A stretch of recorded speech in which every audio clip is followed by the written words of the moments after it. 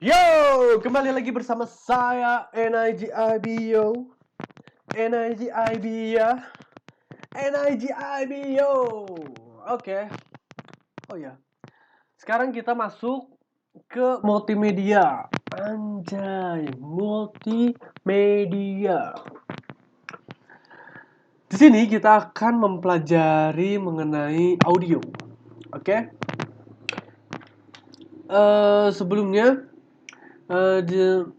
video ini bertujuan untuk memenuhi mata kuliah dari sebuah multimedia. Nah, multimedia di sini yang kita pelajari dari multimedia dan dosen saya tercinta itu adalah Roni Andarsyah. Oke, dan ini merupakan PPT dari dia. Kita ditugaskan untuk membuat sebuah video mengenai apa itu audio. Kemudian setelah kita membuat video ini, kita edit-edit lagi mengenai audionya. Kita tinggikan, kita rendahkan, atau kita manipulasi lah pokoknya. Oke, kita masuk. Nah, digital audio. Digital audio sendiri memiliki 3 sub menu. Antara lain adalah sound, sampling, quantization, dan modulation. Kemudian, apa itu sound atau suara? Suara adalah tekanan gelombang yang diciptakan oleh benda bergetar. Kenapa kita bisa membuat suara dari mulut? Karena ada getaran di antara tenggorokan, lidah. Kemudian kita juga bisa menciptakan suara dengan getaran benda. Ada getaran tangan. Kita dapat membuat suara dari apa saja. Tapi tergantung dari benda tersebut bisa membuat suara itu menjadi enak atau tidak. Oke, lanjut. How sound is product. Gelombang suara adalah gelombang mekanik yang mana diproduksi ketika sesuatu bergetar. Benda yang bergetar menyebabkan medium di sekitar ikut bergetar juga, menghasilkan apa yang disebut sebagai gelombang longitudinal, yang kita dengar sebagai suara.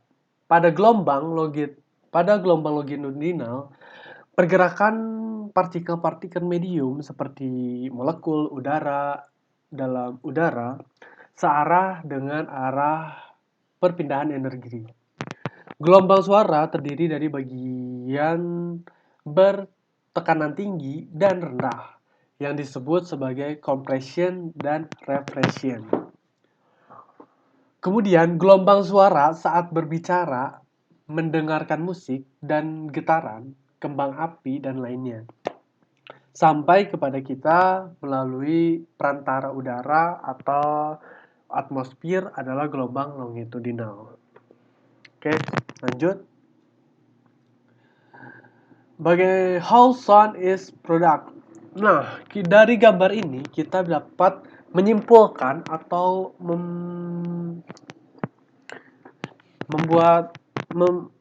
menyimpulkan kalau pada gelombang, sebenarnya gelombang tuh tidak seperti ini saja. Gelombang yang sebenarnya tuh kita bisa seperti ini. Tet, tot, tot, tot, tot, tot, tot, tot, tot, tot, tot, tot, tot, tot, tot. Tidak selamanya gelombang tuh begini saja. Oke. Nah, untuk pada gelombang yang tertinggi itu disebutnya crush. Dan sedangkan untuk gelombang yang rendah disebutnya trough. Kemudian perbedaannya di sini, crush itu kan merupakan gelombang yang pada suara tinggi ya. Nah, untuk di longitudinal wave ini, dia crush di sini sama dengan compression dan trough di sini sama dengan reversion. Oke. Intinya yang tebal ini sama dengan gelombang tinggi, tebal, gelombang tinggi, tebal, gelombang tinggi. Dan yang tipis ini sama dengan gelombang rendah. Compression cross, reversion stroke. Oke. Nah, di sini kan the short wave, gelombang suara disebut sebagai gelombang longitudinal. Hasil longitudinal gelombang adalah hasil dari kompresi, compression, dan reflection, pemisahan di dalam sumber suara. Nah, sama halnya yang telah saya jelaskan tadi, C di sini yaitu compression, R di sini ada reflection. Nah, pada bagian tebal di sini adalah pada gelombang keras. Artinya tebal dan tinggi ini sama-sama dengan suara tinggi, dan tipis dan rendah ini adalah suara rendah. Compression, reversion, compression, cross, reversion, trunk. Oke. Langsung kita masuk ke amplitude, frekuensi, wavelength, dan velocity. Amplitude merupakan kelas lemahnya bunyi atau tinggi rendahnya gelombang yang dinyatakan dalam suatu desibel atau dB.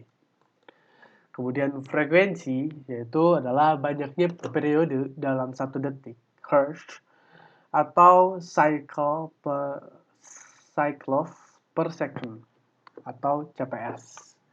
Kemudian 1 hertz adalah sama dengan 1 vibration atau 1 vibration per second. Kemudian sistem multimedia merupakan suara yang berbeda dalam range pendengaran manusia atau dikenal sebagai audio. Dan gelombangnya sebagai acoustic signal, sedangkan suara di luar range pendengaran manusia disebut noise. Dan range pendengaran manusia adalah 20 Hz sampai 20 kHz.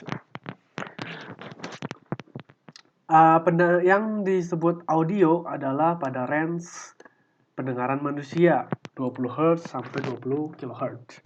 Dan yang lainnya yang di bawah atau lebih dari itu adalah merupakan noise.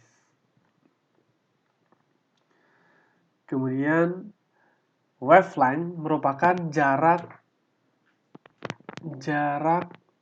satu gelombang. Nah, ini jarak antara satu gelombang ke gelombang yang lain itu berapa? Ini high frequency wave dan ini low frequency wave. Jika high frequency wave di sini dia jaraknya dekat-dekat dan wave ini lumayan jauh low-nya. Kemudian amplitude masih yang tadi, wavelength merupakan panjang gelombang yang dirumuskan C per F, di mana C adalah kecepatan rambat bunyi dan F adalah frekuensi. Berapakah panjang gelombang untuk gelombang suara yang memiliki kecepatan 343 meter per second dan frekuensi 20 Hz?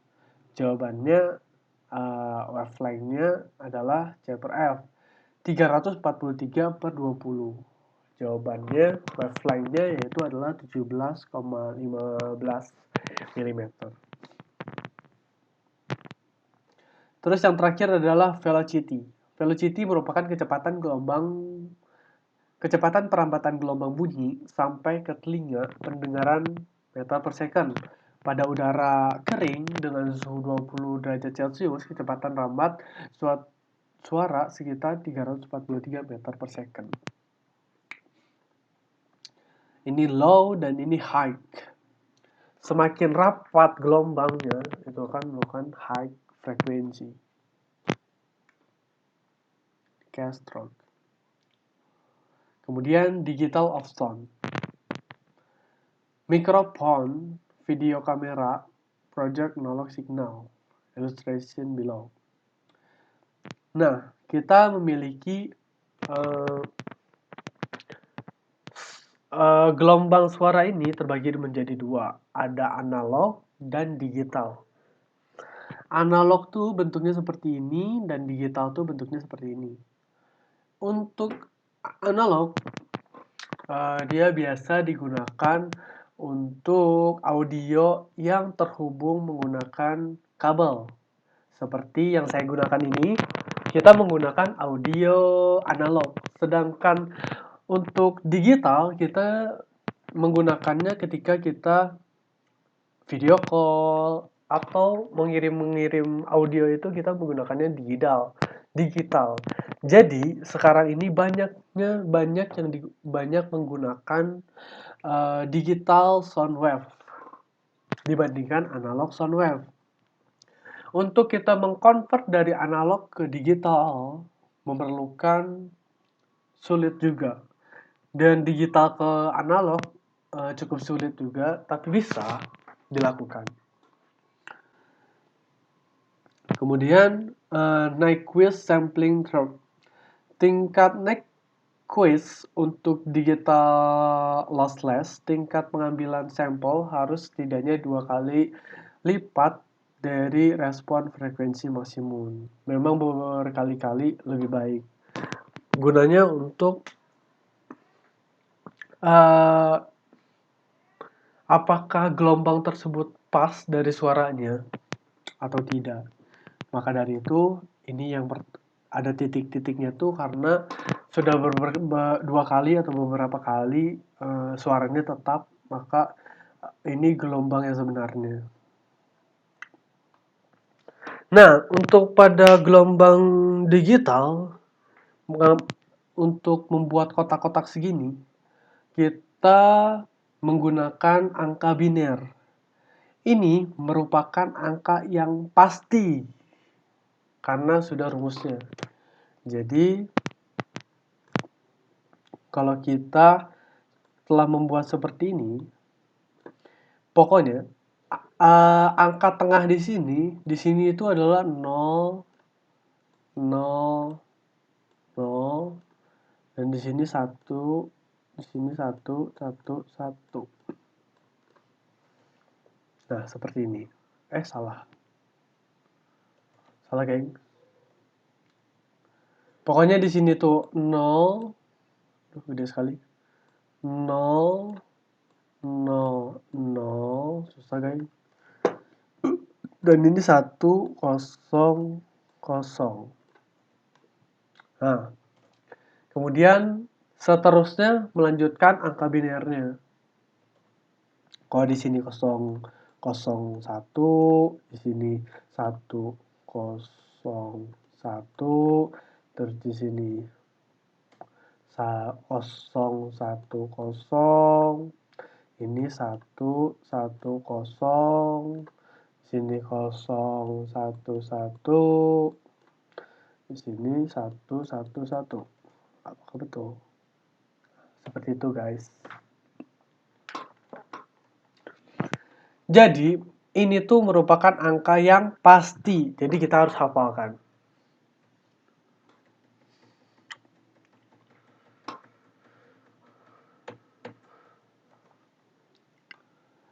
Ini menyesuaikan, kita hitung.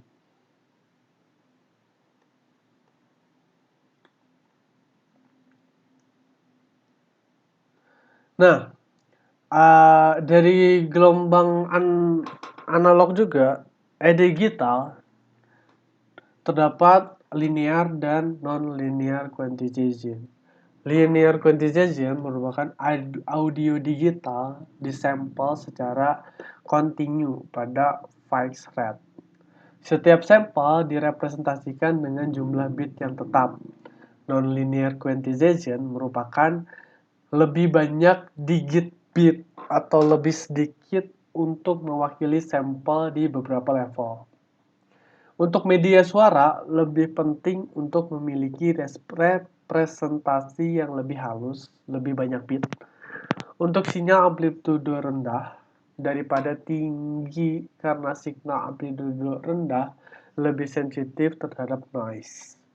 Dengan demikian, kuantisasi non-linear digunakan. Nah, ini uniform quantization dan ini uniform quantization. Kalau yang uniform, dia angkanya tuh jarak setiap baloknya itu sama, tidak ada yang berbeda. Pokoknya jaraknya kalau di sini jaraknya 1/8. Kalau yang non quantization di sini dia memiliki jarak yang berbeda-beda. Ada yang kecil, ada yang besar. Kemudian yang terakhir di sini yaitu delta modulation atau DM. Pada delta modulation, sinyal analog di tracking. Apakah move up naik atau down turun atau level pada tiap interval sampel, bit 1 digunakan untuk mempresentasikan kenaikan level tegangan pada sinyal, dan bit 0 untuk mempresentasikan turunnya level tegangan. Output dari DM adalah bit tunggal untuk setiap sampel. Digunakan juga pada berbagai teknik kompresi data atau EIC, interframe coding technique for video. Nah, kita punya rules yaitu jika naik 1, jika turun 0. Kita memiliki awalnya 0, terus kita naik, angkanya berubah menjadi 1. Terus turun, berubah menjadi 0, terus naik lagi 1. Nah, contohnya di sini.